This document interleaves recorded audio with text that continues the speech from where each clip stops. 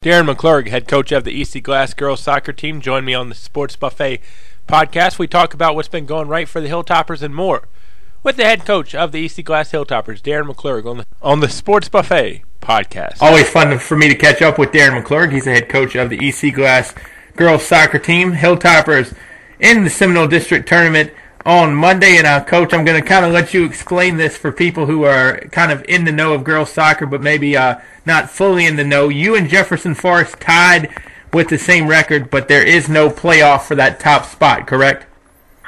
Correct. We're one of the few districts that doesn't have a tiebreaker. And I think it was just thoughts by the athletic directors. If you play that tiebreaker game, which they did between Lord Botetourt and Northside and Roanoke, you might possibly end up facing the same district team 4 times in a given season. So, as tough as it is to kind of wait to decide who's a regular season champion, I don't mind not seeing the same team 4 times. Yeah, and especially when you guys and Forest have had battles over the years. I mean, do you really need to play, extra time and, PKs and everything else, if need be, to determine a champion? I like our format the way it is, and it's got pressure on you for the district tournament because there's a lot at stake for both JF and myself. Let's talk a little bit about your team. What's been going right for you so far this season? I think the kids have kind of bought into really what is a new idea this year. We graduated the leading goal scorer in the school's history, and graduated probably, I think, 85% of our goal scoring from last year. And so we've really been a very heavy, offensively emphasized team in a sense, and really tried to pressure a lot of teams. This year we really had to rely on our defense. And so where last year we really played to our strength, which was 3 strikers and constantly pushing our team to go forward. This year, we've kind of built it from the back. Scoring is much more spread out. We've probably gotten more attack out of our outside defenders this year than probably any time in the school's history in terms of just the shift of the emphasis from where we're coming from. And our kids have bought into it. They've been asked to play a lot of positions, and we constantly tinker with it, but I think we've got the lineup we really want going into postseason. When you guys graduate so much talent, as it seems like you do every year because you've got a very established program over there, how much do you want the girls that are coming up to know what's been going on in the past, but how much of it, I guess you would say you kind of don't want them to know because you don't want anybody to feel, one person to feel like they have to replace a Desi Dupuis or, so on and so forth from back in the day? I think what you try to do is you have a tradition, and I think the tradition of our program is that we always feel like we're going to outwork other teams and be fitter than other teams is, and that doesn't matter talent-wise. And my assistant coach, Miles Trinks, does a great job of getting the kids in shape. And in terms of losing a lot of kids, I think I would almost rather lose a lot than lose one.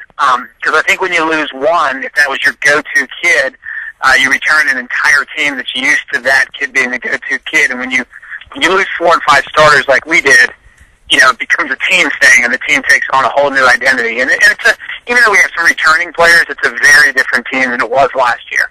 I think getting people in physical shape is one thing. Getting people in mental shape is another. How important is it, to keep people interested in soccer when the ball might not come to them every play, or, they might be, kind of, I don't want to say running around bored, but running around with really to where they might not get the ball for a few plays?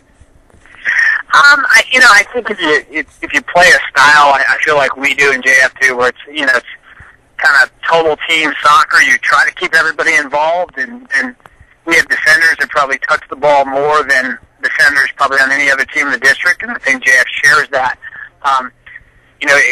I think the styles that we both play are much more like a basketball team where the ball's going to be shared and it's going to be knocked around by everybody. And so hopefully they don't lose interest. I think the toughest thing for high school kids is you're approaching the end of the year, especially your seniors are starting to look forward to next year, and you've got to keep them focused to finish your season out. How much do you feel the Seminole District prepares you for what is beyond? Because it seems like, in the past, and I'll say these are my words, not yours, sometimes the district can be top-heavy with UNJF to where Roanoke, might be top-heavy as well, but a lot of people tout Roanoke's youth program a little bit higher than they do Lynchburg's. Do you feel the Seminole District is good preparation for the postseason in terms of regions and beyond? I don't think it is. I think, you're going to get the A game every night from every single team. I feel like myself and JF were circled probably on everybody's calendar as the game. And so we certainly never lacked for intensity from our opponents. And I think all districts are alike. It is very rare to see a district that's just top to bottom. Everybody is separated by a goal. Right. And so you see a lot of teams that are repeats. Lord Botetourt, I think, lost to Northside the other night, and that's the first time in 5 years they haven't won their district. The key is I think you got to have an out-of-season schedule that benefits you in terms of who play out of your district. And I thought we were real lucky that we played Charlottesville, who finished number 2 in their district. We played AAA school Patrick Henry and beat them, who won the Western Valley. So I think your athletic director's got to be smart in terms of giving you good out-of-district games if you feel like you're not getting the competition in district. How much does it help that your athletic director is a former soccer coach, even though he didn't coach girls? Obviously, you still, I think, have your finger on that pulse. It's great to have Chip Berry, and he gives us a lot of free reign in terms of with our out-of-district schedule. And he does that across the board with all our sports. And I think we're really lucky that we have an athletic director like that really, he kind of puts it in the hands of the coaches and says, you know the teams you want to go play, and if you want to go to Richmond to play somebody in tennis, or if you feel like you need to go to Roanoke to play somebody in volleyball, then he gives us, kind of license to do that. I don't mean this next comment to perceive you guys as cocky or whatnot, but I think your guys' goal each year is beyond districts, where some teams, if they win the district title, they're kind of satisfied. With that being said, how important is it that, you don't schedule light in the non-district, if that makes sense? Well, I think you set your goals. I think your goals have to be realistic. I don't think every team in the state can say our goal is to play a state championship, because then everybody but one's going to be disappointed every year. I just think it's different for each team, and I feel like we've got a good established program that if things happen correctly for us, we should be a contender in the postseason. Some people said moving down to AA would be easier for us, but when we hit the postseason in AA, I feel it's every bit as tough as it was in AAA. And shorter travel, which I guess is a bright point, which makes it in a way too easy to scout if you know that you're going to play a team from Roanoke or even the Valley, to where if you're on AAA, you got to get some serious meal money and serious miles in on the car.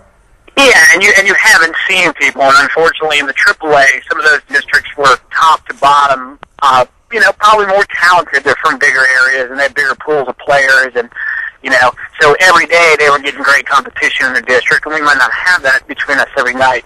I think probably the thing I'm looking forward to the most is that AA has changed their format, so fewer teams are going to regionals this year, which means less games. In the past 2 years, with us being the number 2 seed, we faced the prospect of having to win 4 times in 5 days. And for the last 2 years, it hasn't been able to get done. But this year, I think everybody's a little bit fairer playing ground, where you're looking at the possibility of 3 games in 5 days. So a little less wear and tear on the kids. Let's mention some names. If things are going well for the Hilltoppers, who's standing out? I think defensively, organizational-wise, we're really strong. Alex Richards, we've kind of played her all over the field this year. We moved her into center back toward the end of the year, and just, she's a great organizer of our defense. We have 2 freshman strikers who've come up big with, I think, 15 goals apiece. A kid named Katie Griffin, another girl named Alex Royer. And then the rest of the kids have just kind of plugged in pieces. I kind of joke with the kids where we don't really have anybody that's going to be an ESPN highlight, and they've kind of embraced this idea of, I think the joke was they're feisty. Right. They're not going to do gorgeous things all over the place, and we don't have any superstars, but what we do have is, about 12, 15 kids who are just going to work hard for 80 minutes. And we might not score the goal that's, going to be a highlight reel, but we're going to score the goal. And I think that's kind of been the mantra of the team this year, in terms of we're just going to get things done. And everybody has stepped up and played their role well. We really don't have any superstars this year. How much easier does that make your job when you have people, that they know how important they are to the team, even though, the general public might not see their name in the newspaper or see their name on TV, or when they go to an EC Glass game, they really do need that program to identify your players? I think it's nice to keep the kids motivated, because everybody realizes how important they are to the team. Right. And any given night, we've had a different kid step up. It's been funny. One thing we joked about this season, for all the talent we've had in the last couple of years, I think we earned maybe a penalty kick a season, and this year I think we've already earned 6, which to me just tells me that, you know, the kids are putting tremendous pressure on other teams, and it's just kind of a team mentality. And so, you know, it's been kind of nice because we don't have to worry about getting the ball to one kid. I feel like if you focus on one kid for us, then somebody else is going to make you pay, and I think that's kind of it's been a nice luxury to have this year with a bunch of kids being able to knock in a goal or two. Before we get into district preview talk of the tournament, what's been the biggest maybe challenge that you didn't have when you first started coaching in terms of coaching kids? Because, you know, I think, believe me, I love ESPN, I love SportsCenter, but I think the ESPN and SportsCenter generation has also made even high schoolers think that they are, you know, more important or better than they are sometimes too. I don't know that we get that in this area. Right. I think what you tend to see in this area is that we have kids who are very talented at a lot of things. And really to get to that next level, you really do have to focus. You know, a kid, Katie Cousins, who plays at JF, incredibly focused kid and kind of lives, eat, and breathes soccer, which is why she's on the national team. And I think overall, most of us as coaches in this district deal with the kid. They're a varsity starter in probably 4 different sports. And on top of that, they're in clubs. And so, you know, they don't spend the time on the practice field in any one thing, so they tend to be good at a lot of stuff and probably excel at nothing. And that's really the athletes you got to deal with in this area. I just think we have kids that they're committed to a bunch of different activities, and you take the time to get with them and you make the best of it. Did you feel the new off-season rule by the VHSL would make people specialize more, or did you feel that would help you more and you wouldn't lose as many athletes? As I think a lot of people felt that they would lose when they heard this rule was coming out. You know, I think probably the thing for me that made me more nervous than anything, and I think the coaching staff at Glass has done a great job to avoid this, is, you know, to have that coach that demanded, you know, 365 days a year with their sport. And you have to be realistic and understand that your kids do other things. You know, I thought Jed Zaring, who just won a state championship at JF, said it best. He said, I don't think I'm going to change anything from what I did last year because it kind of worked. And when you're undefeated and you win that, you know, state championship Right. and get ranked nationally, I don't know that you tinker with anything either. It allows you to coach a little bit more in the off season. When you play pickup soccer, you might be able to say something to a kid, you know, that you wouldn't have said with the old rules. But, you know, I think it was tough because you had to balance the fine line of, do you work kids so much that they burn out on your sport? And you know, I think that was handled differently by the coach, but I think the coaching staff at Glass did a nice job of, you know, we kind of have to share athletes. So. Well, and I even had some coaches tell me that, hey, I don't want to see my kids that much. You know, I mean, off season, you know, aside from, you know, weightlifting, conditioning, I don't want to see them that much. I want to break from them just as much as they want to break from me. Yeah, I do think you found that. I mean, especially in soccer, a lot of us are club coaches. Right. And so, you know, one of my freshmen, Kate Royer, who starts for me, I coach her in club. So already I'm seeing her 2 seasons a year. So, yeah, you need a break from each other, I think, at times. Let's talk about the district tournament a little bit. Obviously, Heritage, your opponent tomorrow, is on the bottom of the bracket, but you can't disrespect them and you can't overlook them. How hard is it when you are one of those top 2 seeds and you have to play that first game against somebody that, you know, I think everybody on your team, you know, would think you can beat, but you don't want them cocky about it? Yeah, I mean, you do have to be careful. It's tough to play anybody the third time in the season. And David Bush over at Heritage has done a good job. His team was better the second time than the first time we saw them. And like I said, you know, they're going to bring their A game every time.